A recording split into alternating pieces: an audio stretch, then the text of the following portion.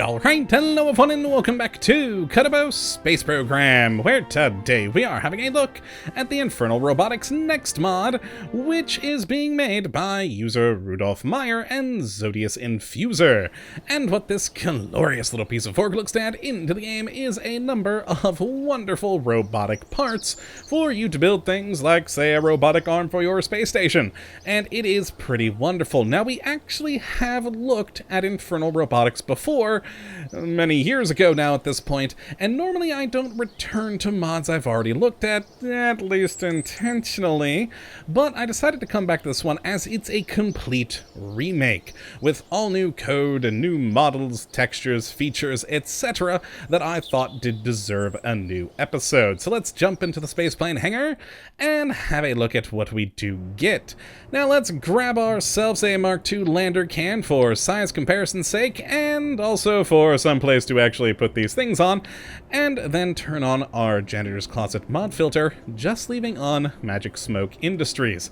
Now, the vast majority of the parts that we're going to be looking at here today are going to be down here in robotics, but there are some other things in other categories, so let's start up at the top as usual and work our way down, where we got nothing in pods, nothing in fuel tanks, engines, or command and control, but in structural, we have a number of fun little structural parts. First is 3 different sizes of robo beams in the 0.625 length, a 1.875 length, and then a 4.375 length. And they are some pretty good models with great texturing and a lot of nice details to them that I very much do enjoy. Really gotta tip my hat here to Zodius Infuser for the different models in this mod. They are great. Now, next we have a number of different adapters which go between the different trusses and tubes that we have down here. The first one being the RoboAdapter 0.625 meter to truss light. We then have the 0.625 meter to truss pro. Let's actually pop that on there. We then have the 0.625 meter to tube pro right there. Then the RoboAdapter truss light to tube light, a very nice small little thing there. And then the truss pro to truss light. Excellent. Then the truss pro to tube pro. There we are, and then finally the Tube Pro to Truss Light. And I'd said finally, but that's a lie, because we also have Tube Pro to Tube Light. And there we are, a lovely selection of different adapters made, as I said, for the following parts. We have the Truss Light, which comes in 6.25 length, then 1.25 length, and finally 2.5 length. We then have the Truss Pro in 1.25 length, 2.5 length, and then a freaking 5 meter length if you really need a very long truss, and it is good looking. We then have the different tubes in a Tube Light 0.625 there, the Tube Light 1.25 size, and then the 2.5 meter size. And I bet you probably know where this is heading. We then have the Tube Pro in 1.25, the 2.5, and finally the 5 meter size. And I really do like the different tubes. They're quite cool. You can even see like the cabling inside them. Very, very nice. Well, actually you can see that on the trusses too, but I don't know, I kind of like the tubes more. And then finally we have a Rototron bearing hub, as there are some bearing robotic parts in the robotics section we'll get to in a moment that, you know, fit with this. It's a bearing hub, that's what it goes with. And there we go, just a nice part there. Now in coupling, we do have a Utilitron docker for you to attach to any of your robotic arms to then dock with a ship, always handy. In payload, sadly nothing, nor in aerodynamic, but in ground we do have, let's actually start with the smallest here, the Utilitron Supporter Half, which, ooh, didn't mean to actually flip that, meant to grab. There we go, excellent. A lovely little lander leg that can be, nicely deployed or retracted. There we are. We then have its bigger brother, the supporter version, and there we go, once again, a nice retractable giant freaking leg.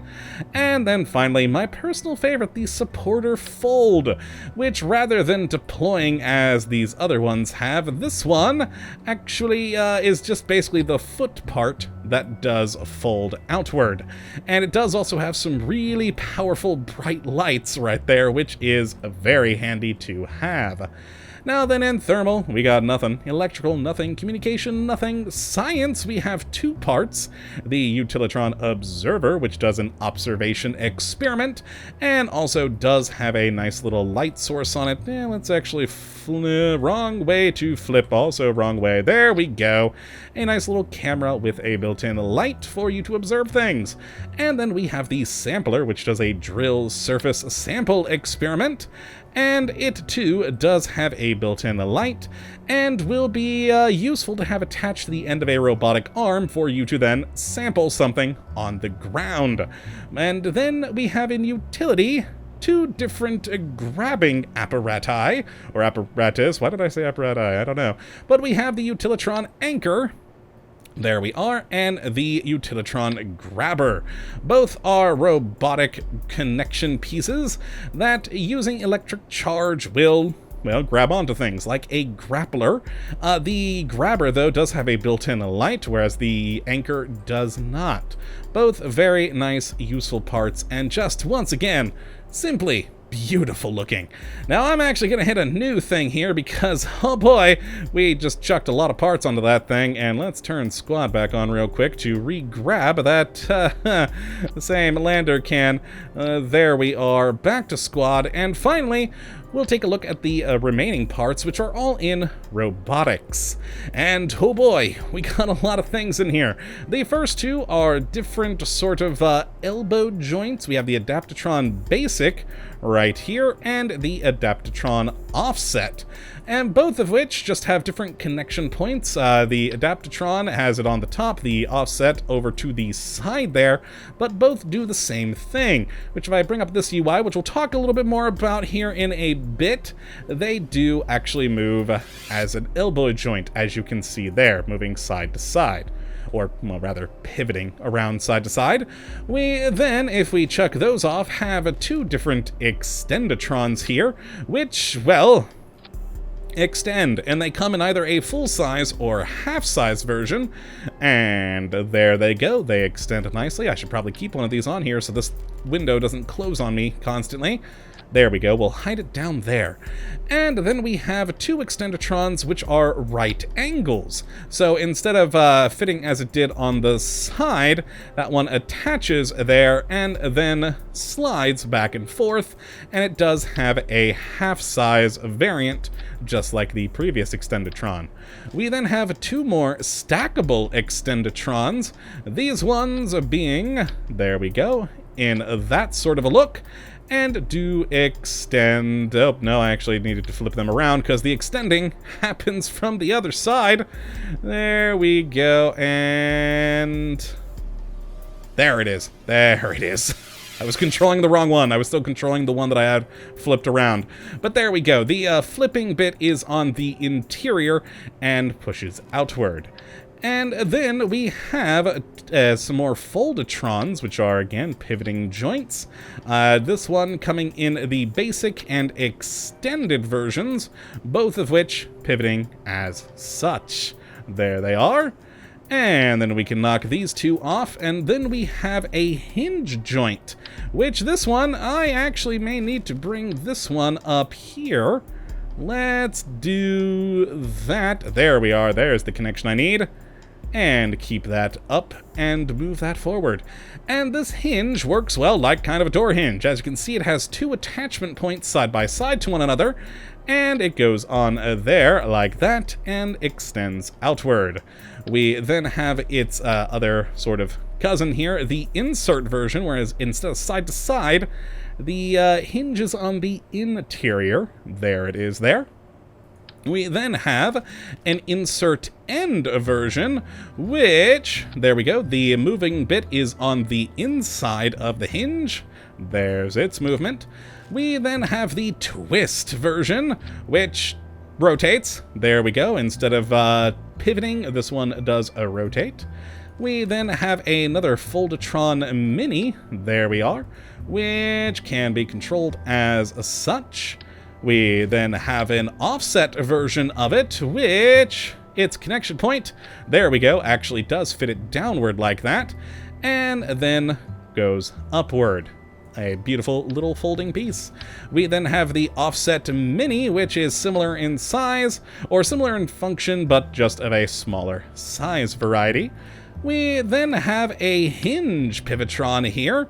There we are, which we can fold outward like that. We then have a smaller, flatter version of it, pivoting out like that. We then have the joint Pivotron Basic, which functions, well, kind of like a normal animal joint there. Excellent. We then have a half, what's the size here? Basic half, which is at a 90-degree angle and does extend as such, or pivot, rather, as such. We then have a narrow angle version here. Excellent. And then after that, we have an uncontrolled version. Now this, we can move around in here, but once you're out in the world, it is literally uncontrolled. It will just kind of flop around. It has nothing in it that can stop it, except for a lock. We can engage the lock to keep it in place once you have it swung to whatever place you need, but otherwise you can't control it. We then have a wide angle version here. There we go. And then after that, we have some of my personal favorites in here.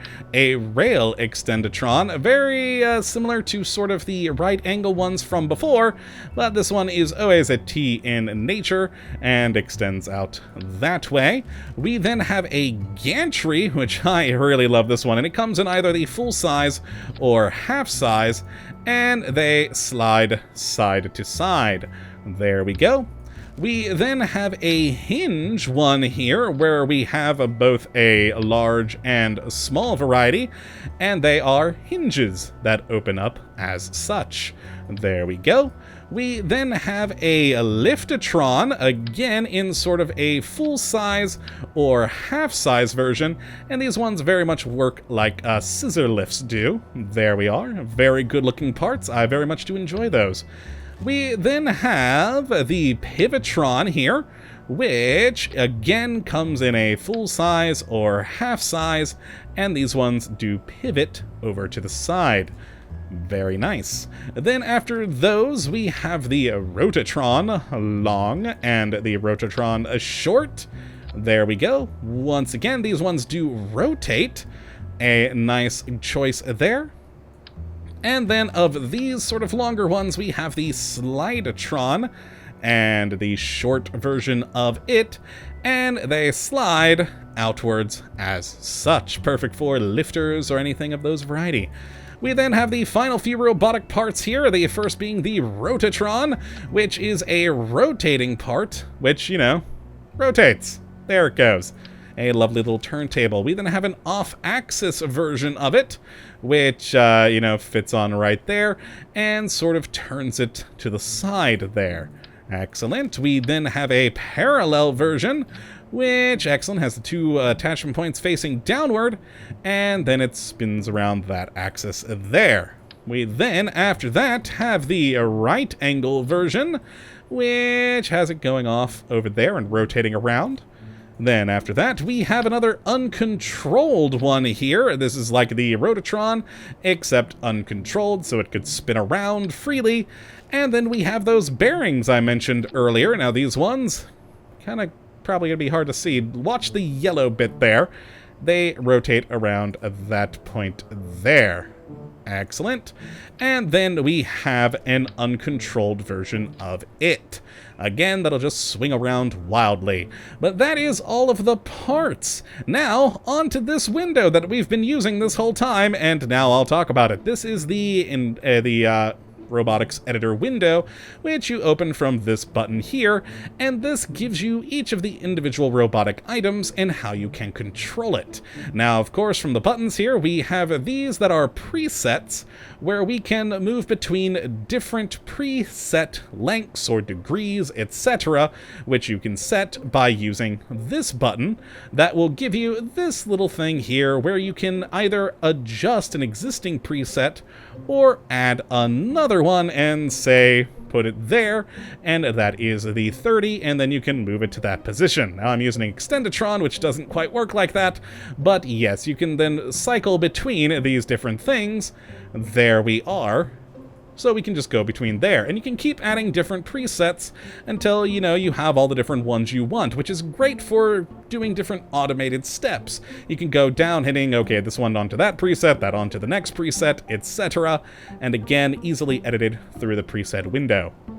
We can then control it manually with these controls here, moving it just ever so slightly by small increments at a time, and then clicking this button to setting it to its default position. And we can even type in here and actually make the adjustments there if you so desire. Now that's for the individual parts. Now we can also put these into groups that you can see up here. Whenever you create a new ship, it'll get a new group by default, and with it you can control all of the parts within the group at the same time using those same arrow keys. And you can even set those to actual keys on your keyboard by clicking into here and making that, and that, say for instance. And when you're out in flight, you can use A and D or whatever else you want to set to make it go down or up. Now beyond that, we also can hit this little cog here, which will change this interface to give us the speed and acceleration controls. So if you want these parts to move more quickly, you can adjust its speed and acceleration. You can also invert the axis if you want to, well, invert it, and you can even lock the part so it doesn't move. Now, one thing to notice, which, actually, no, I'll talk about it when we get outside. The colors of these lights here, mention it just briefly, those lights can change. Now, another thing you may have noticed while we're in here is that as I hover over each of the robotic parts, it does highlight, which is very handy for finding out which part is which. But you can actually take it a step further. If we go down to this toggle IR build aid, we then have a little eye icon where if we click it, it'll actually show us this little bar here, and that shows us what the part will do. So this Extenditron goes up and down, and so it shows us that up and down movement. Or if we go to this bearing, well, that bearing rotates around 360 degrees. And so not only can we highlight the part to know where it is, we can even see visually what that specific part does, and that is very, very cool.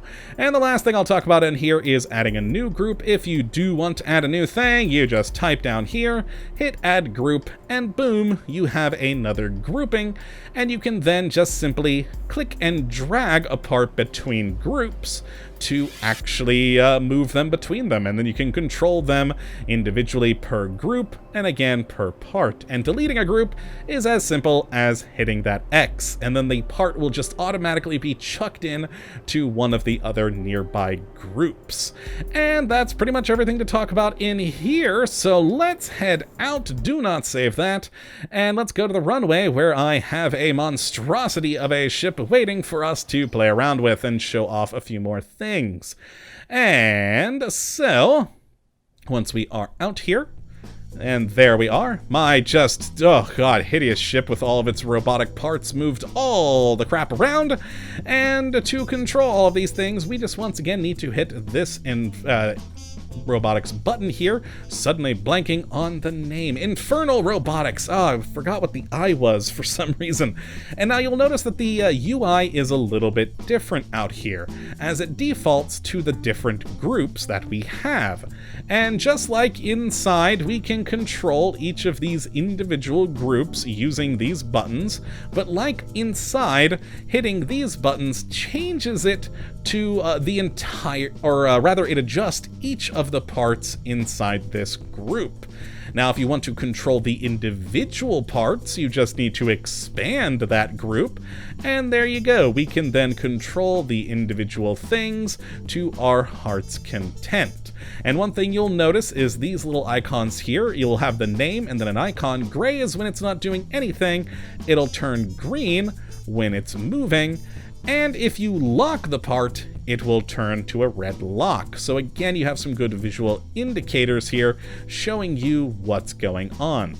Now, on the subject of visual indicators, let's return to those lights that I mentioned before. So you can see yellow lights there, yellow lights over here, etc. And if we move the part, you'll notice all of those lights back here go from yellow to green. There we go. If we move all of them together, just like these in here, they'll turn green, showing that they're the ones that are active. And when they're yellow, it means that they are being controlled by the servo controller. Now, one of the fun things about this new Infernal Robotics is we are not just limited to the servo controller. If, say, we click on this part here, we can switch the mode from either the servo controller to control mode. And you'll notice the light turned blue.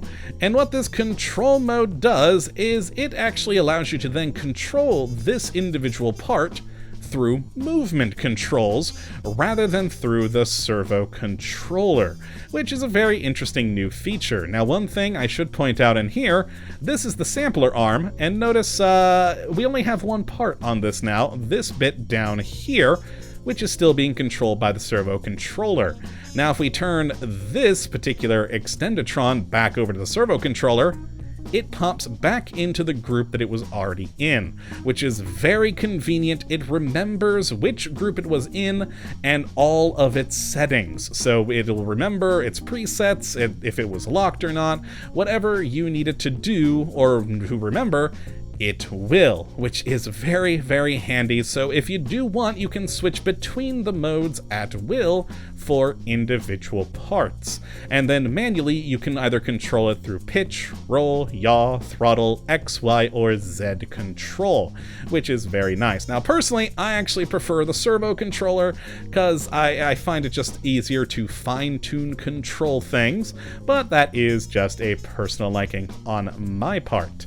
Now, if you want, you can actually still adjust each of these groups. If we hit the Edit Group button, it'll bring up that same UI that we had back in the Spaceplane Hangar, where we can adjust presets, rename parts, rename groups, move around items to your heart's content, even add new groups, delete groups, whatever.